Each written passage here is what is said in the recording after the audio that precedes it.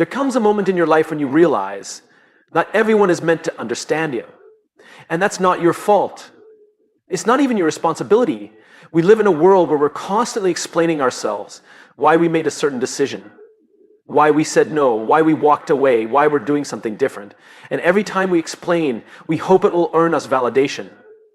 But what if I told you, the more you explain, the less people respect you? Because here's the truth. When you truly know who you are and why you do what you do, you stop needing to explain yourself to everyone. Clarity becomes your compass. And that clarity speaks louder than any justification ever could. People who constantly explain themselves aren't always doing it for understanding. Many times, they're doing it for approval.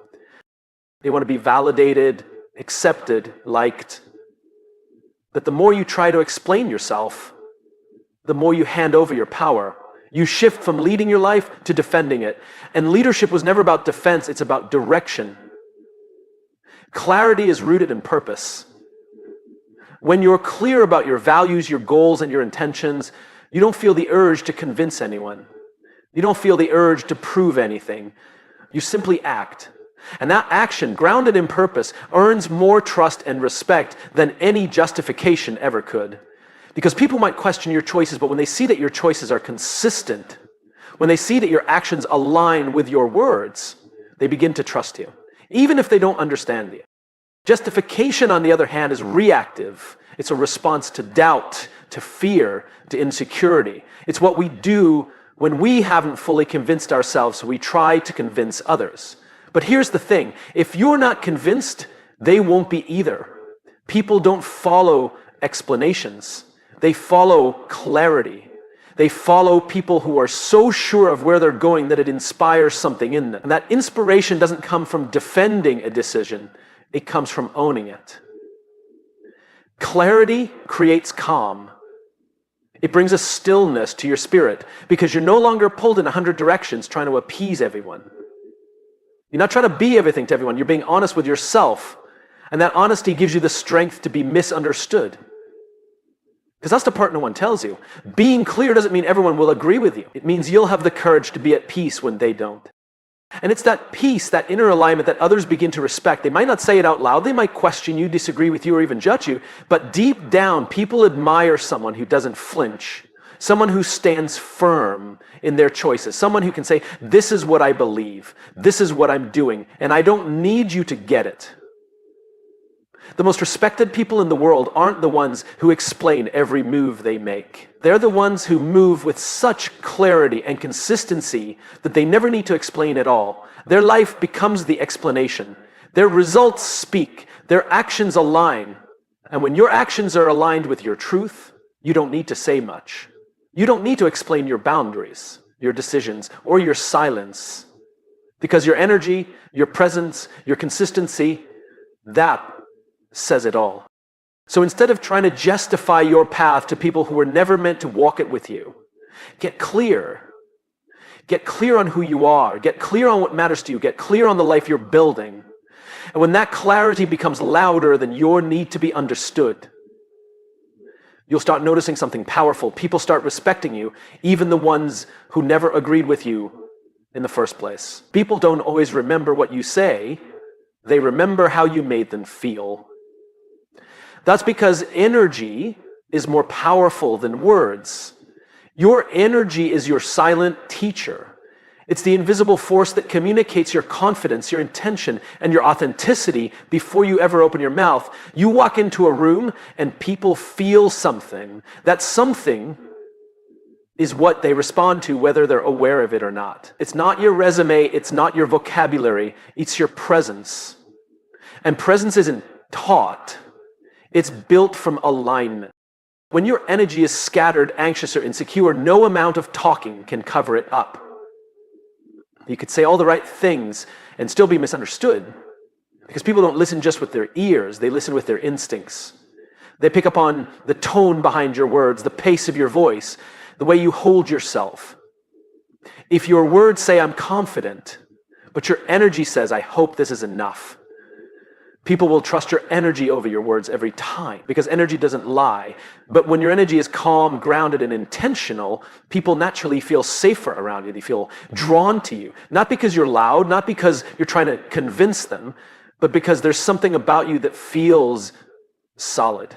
That's what real leadership feels like. It's not about who talks the most or who makes the biggest impression. It's about who carries themselves with clarity and purpose. It's about who you become when you don't feel the need to prove anything. The truth is, people learn more by observing you than by listening to you. They watch how you respond under pressure. They notice how you treat others when no one's looking. They feel the difference when you speak from a place of alignment versus a place of performance. And over time, they stop listening to what you say and start following how you live. That's why it's so important to get your inner world in order. You can't fake energy. You can't fake peace. You can't fake purpose. If you're carrying unresolved fear, resentment, or insecurity, it'll leak into your presence, no matter how much you rehearse your words. But when you take the time to do the inner work, to find peace within yourself, to heal, to get clear, that work radiates outward. You won't have to tell people you've changed. There's a reason why some people walk into a room and instantly shift the energy. They don't demand attention, they attract it. They don't speak to be heard, they speak to share. Their energy teaches something deeper than motivation or advice. It teaches presence, and presence is what people remember. This is especially true when you're trying to influence, inspire, or lead. You can have all the strategies in the world, but if your energy doesn't match your message, people won't follow you. Because trust isn't built on how much you know, it's built on how safe people feel around you. And safety comes from congruence. When your energy, your body language, and your message all align, people lean in. They don't even know why, they just know it feels real. So don't waste your breath trying to convince the world. Focus on becoming the kind of person whose presence teaches more than their words ever could. Lead with your energy. Speak only when it adds to the clarity, not when it tries to fix the doubt. Now remember, your energy doesn't ask for attention, it earns respect. Without you having to point it out. They feel safer around you. They feel inspired by you, and not because you gave them a lecture, but because you showed them what it looks like to be fully yourself, unapologetically. That's the kind of leadership that sticks. It doesn't manipulate or overpower, it influences through presence, through clarity, and through consistency. You become the kind of person who doesn't need to convince anyone of your value. Because your life already reflects it. The way you speak, the way you move, the way you listen, all of it teaches something deeper than any speech could. Confidence becomes your quiet language. And that language communicates one powerful message. I am enough, as I am. And when you truly believe that, when you embody that, you don't just earn respect, you inspire others to find that same quiet strength within themselves. Not everyone is going to understand you, and that's okay. In fact, that's necessary. Because if everyone did, you'd probably be playing it too safe, too small, too familiar. Growth often looks like walking a path few people recognize. Purpose often feels like speaking a language only your soul understands. And when you're living from that deep, honest place within yourself, there will always be people who don't get it. And they don't have to. The need to be understood is human. We all want to feel seen, heard, accepted. But when you attach your direction of life to someone else's understanding of it, you shrink. You hesitate. You over-explain. You start to doubt your intuition just because someone else can't see what you see.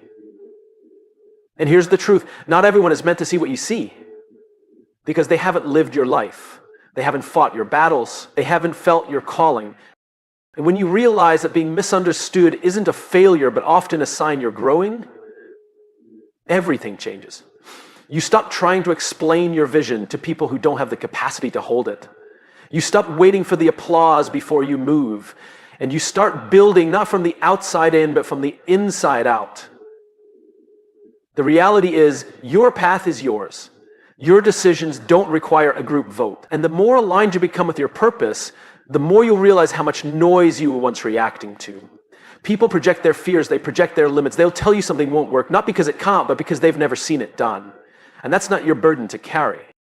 Leadership, real leadership, begins the moment you can walk forward without needing everyone to walk with you.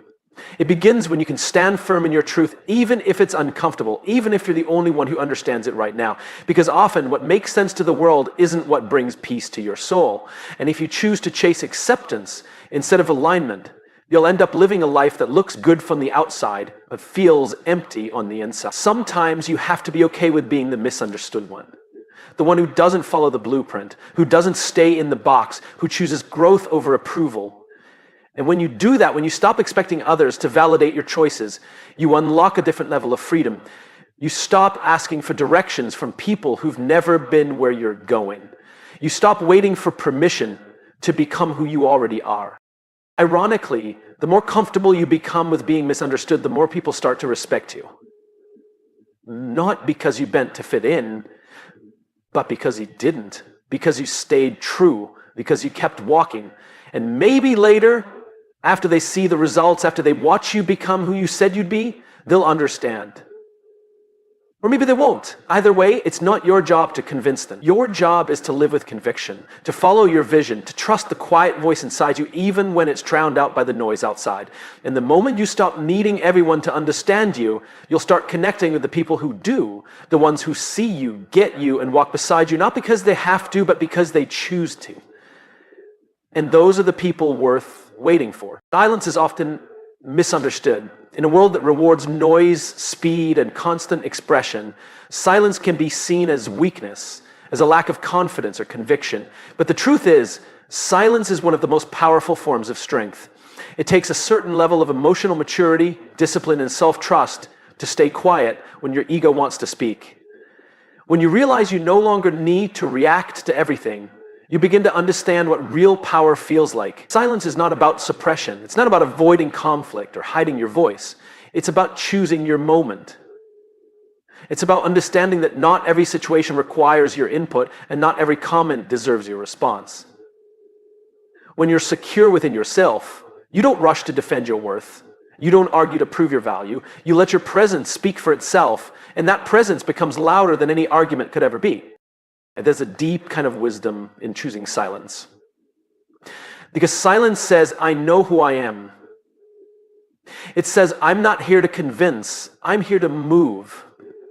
When you're silent in moments that would typically trigger a reaction, you take back control. You're no longer playing on someone else's terms. You're setting your own.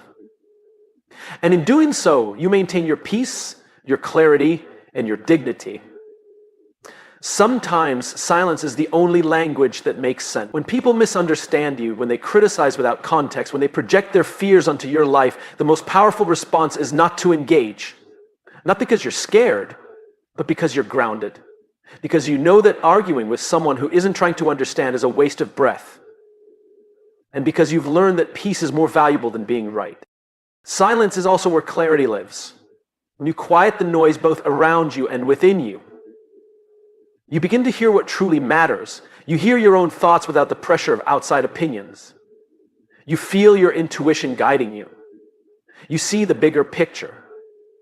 That kind of internal clarity can't be found in constant conversation. It's found in stillness, in reflection, in solitude, in the people who learn how to sit in silence without fear are the ones who grow the most. Leadership requires this kind of silence. Not passive silence, but intentional silence. The kind that listens before it speaks. The kind that observes before it acts. The kind that doesn't rush to respond because it understands the weight of words. A leader who can hold space without always filling it with noise commands more respect than one who never stops talking. Why? Because people feel the depth behind their words. They know that when this person speaks, it means something. There's also strength in the silence you keep with yourself, the discipline to not overshare. The wisdom to hold something sacred. Not everything needs to be announced. Not every move needs to be explained. Some things are more powerful when they're kept close, when they're nurtured in the quiet, away from the noise. In that quiet, your confidence grows, your conviction deepens, and your energy begins to speak volumes without a single word. So no, silence isn't weakness, it's not absence, it's presence. In its most refined form, it's strength under control, power without the performance. When you can sit in silence without needing to fill it, you become dangerous in the best way. You become someone who doesn't chase respect because you've already earned your own. Next, setting boundaries is one of the most direct ways to communicate self-respect. And the moment you begin to honor your own time, energy, and values, people are forced to do the same. Boundaries are clear, confident, and non-negotiable. They don't require lengthy explanations or emotional justifications. They are statements of identity. They say, this is who I am, and this is what I will or will not accept. And that kind of clarity earns respect far faster than any excuse ever could. Excuses come from a place of fear. They're often made to avoid conflict, disappointment, or rejection. When we make excuses, we're usually trying to soften the truth, to make ourselves more palatable, or to delay discomfort. But in doing so, we actually weaken our position. Excuses don't protect people's feelings.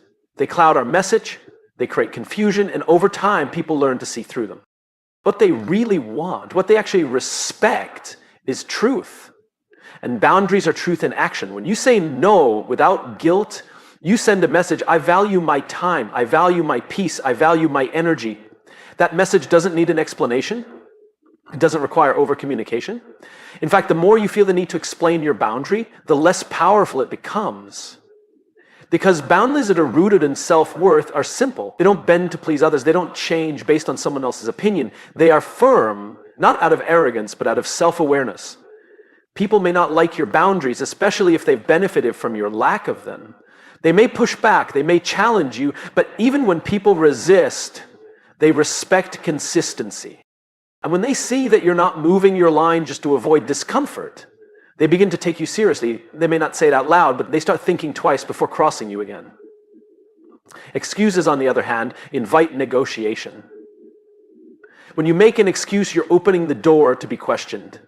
You're inviting the other person to push back, to argue, to persuade. You're saying, I'm not fully sure of this decision, so let me soften it with a story. But boundaries shut that door. They remove the gray area. They don't leave space for debate, and because of that, they're efficient, clean, clear. Leadership, whether personal or professional, demands boundaries. You can't lead if you're constantly explaining yourself or trying to keep everyone happy. You'll burn out, you'll lose direction. But when you lead with boundaries, people understand where you stand. They know your limits, and more importantly, they learn to respect theirs. The more you practice this, the easier it becomes. At first, setting boundaries may feel uncomfortable, especially if you're used to being accommodating. But discomfort doesn't mean you're doing something wrong. It usually means you're doing something new. And the more you choose boundaries over excuses, the more natural it feels to simply speak your truth without softening it.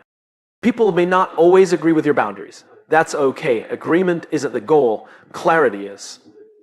And clarity leads to respect. When you're clear about what you allow and what you don't, you stop attracting confusion. You stop inviting chaos. You start attracting people who understand your value and who treat you accordingly. So stop apologizing for choosing yourself. Stop making excuses for protecting your peace. The people who belong in your life won't need a long explanation. They'll recognize your boundaries as a reflection of your strength.